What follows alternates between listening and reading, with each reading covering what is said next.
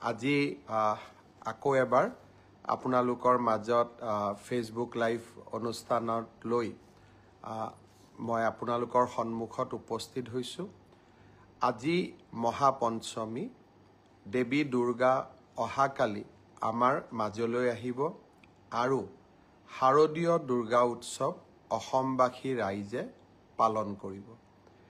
প্ৰতিকূল পৰিৱেশৰ মাজতো সমাজখনলৈ যাতে শান্তি আহে, সকলোৰে জীৱনলৈ যাতে সমৃদ্ধি আহে আৰু আমি যাতে বিভিন্ন প্ৰতিকূলতাৰ মাজতো জাতি হিচাপে আগবাঢ়ি যাব পাৰোঁ, তাৰ বাবে আমি আকৌ এবাৰ মা দুৰ্গাক সকলোৱে প্ৰণিপাত কৰিম আৰু মাৰ আশীৰ্বাদেৰে আমি সমগ্ৰ বছৰটো শক্তিশালী হৈ থাকিম। সমগ্ৰ অসমবাসী ৰাইজলৈ মই শাৰদীয় দুৰ্গা পূজাৰ বহুত শুভেচ্ছা যাচিছোঁ।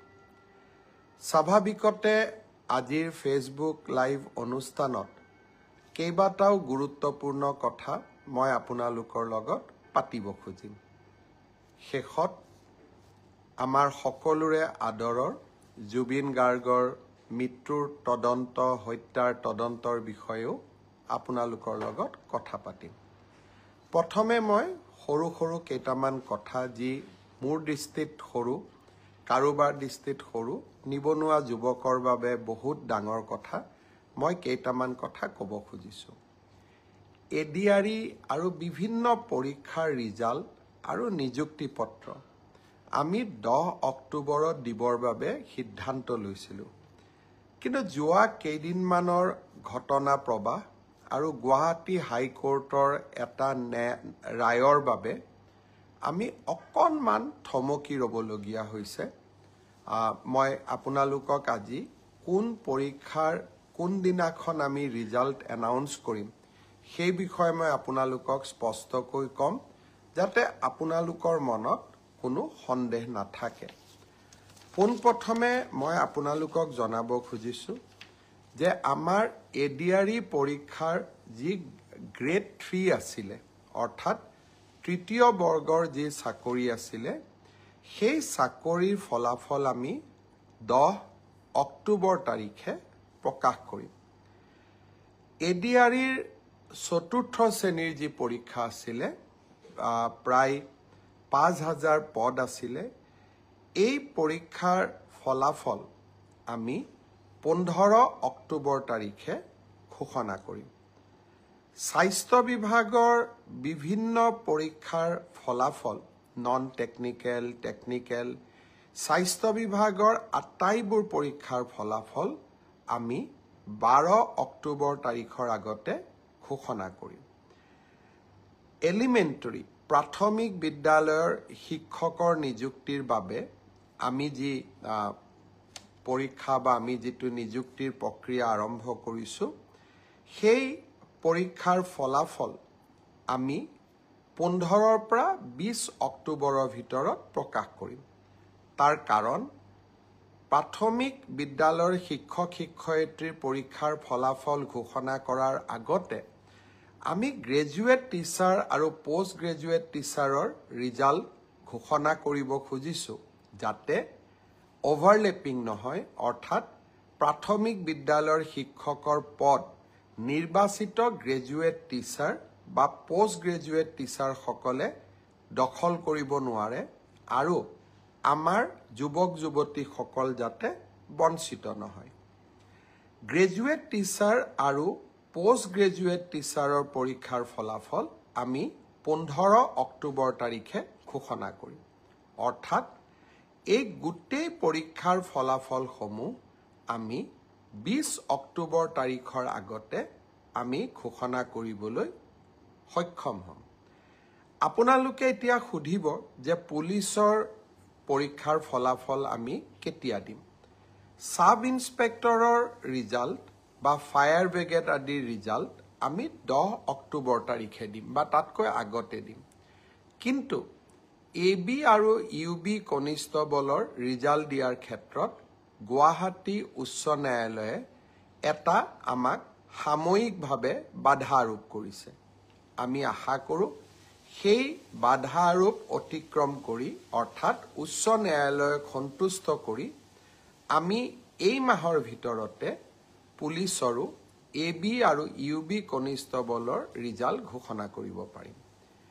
এই গোটেই ৰিজাল্টৰ ফলাফলৰ লিষ্টখন দেখিলে আপোনালোকে ইতিমধ্যে গম পাইছে যে আমি 20 অক্টোবৰলৈকে যাবলগীয়া হৈছে।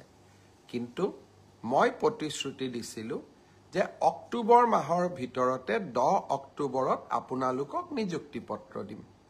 10 অক্টোবৰত মই নোৱাৰিলেও অন্তত 25-26 অক্টোবৰৰ ভিতৰত আপোনালোকৰ হাতত মই নিযুক্তি পত্ৰ তুলি দিম।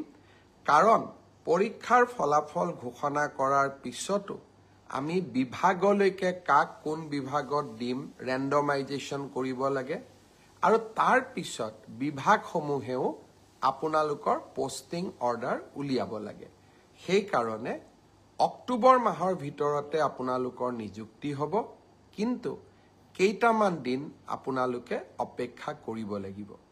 ইয়াৰ কাৰণো আপোনালোকে জানে, যোৱা কেইবাটাও দিন ধৰি আমি কোনেও কাম কৰিব পৰা নাই।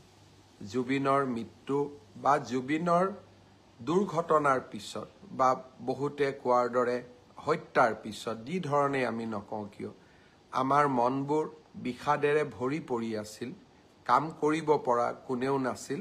কিন্তু আমি যিহেতু আগুৱাই যাবই লাগিব, সেইবাবে মই আজি আপোনালোকক নিশ্চিতভাৱে কোন পৰীক্ষাৰ কেতিয়া ফলাফল ঘোষণা কৰিব তাক মই জনালোঁ আৰু আপোনালোকে যাতে নৱেম্বৰ মাহতে চাকৰিত যোগদান কৰিব পাৰে তাৰো আমি নিশ্চিতভাৱে ব্যৱস্থা ল'ম।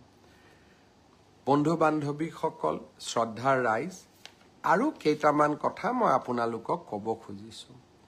অৰুণোদয়ৰ জৰিয়তে আমি অসমৰ 30 লাখ পৰিয়ালক মাহত 1250 টকাকৈ আগবঢ়াওঁ। যোৱা 17 ছেপ্টেম্বৰ তাৰিখৰ পৰা আমি অৰুণোদয়ৰ 3য় সংস্কৰণ আৰম্ভ কৰিব বিচাৰিছিলোঁ।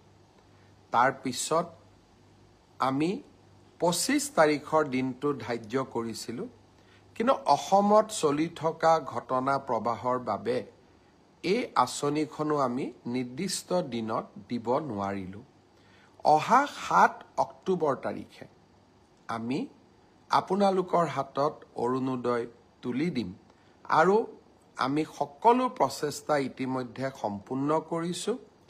7 তাৰিখে নিশ্চিতভাৱে অৰুণোদয় 3য় সংস্কৰণৰ সুবিধা 30 লাখ আই মাতৃয়ে লাভ কৰিব আৰু আমি তাৰ পিছত প্ৰতি মাহে নিৰন্তৰ কৰি আপোনালোকক এই পুঁজি যোগান ধৰি যাম।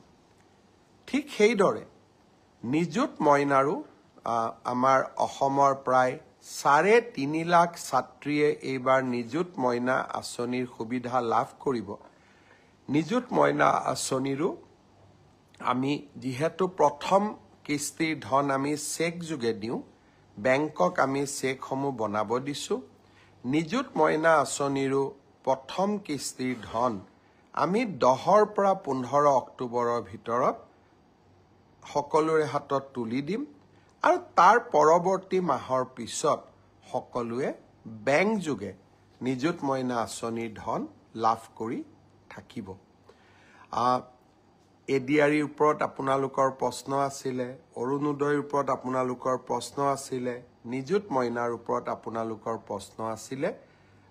মই চেষ্টা কৰিছিলোঁ যাতে আজি ফেচবুক লাইভৰ জৰিয়তে গোটেইখিনি উত্তৰ দিব পাৰোঁ।